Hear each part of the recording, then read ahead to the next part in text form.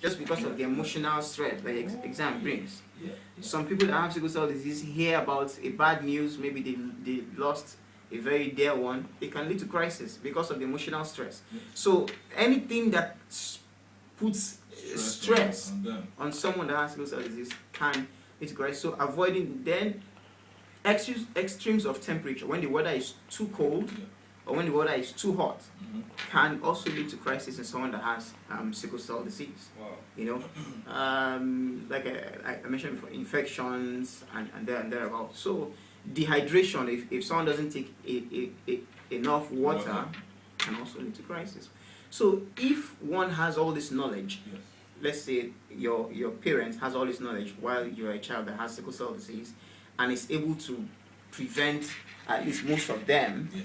there are chances that you will survive better Yeah. than someone without that kind of knowledge. Mm-hmm. There are also medications that they take, like anti-malarial for people that stay in malaria endemic zones to prevent them from having malaria. They take hematinics to help them build their blood, because the blood of someone with sickle cell disease disintegrates more rapidly than one that doesn't have.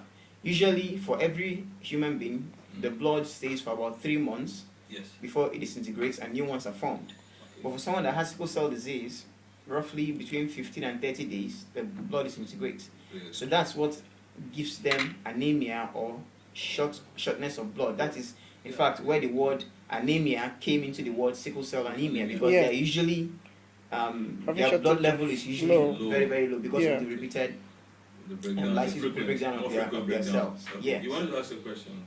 Yeah. Now, watching the way you have explained the crisis that the sickle cell carriers undergo, Mm-hmm. would you suggest that somebody will still, after having heard you, get married to somebody who is a carrier?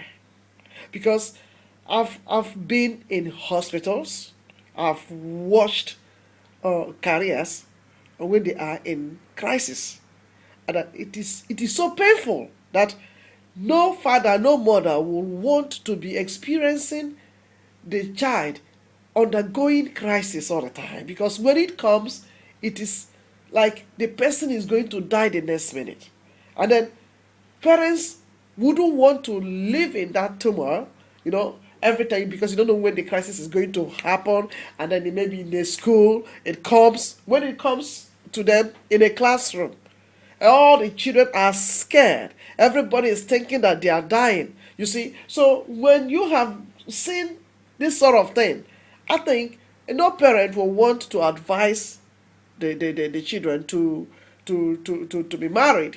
Permit me to say that. To this sort of thing, because if there's a way to avoid it, I believe that's why you are bringing the awareness.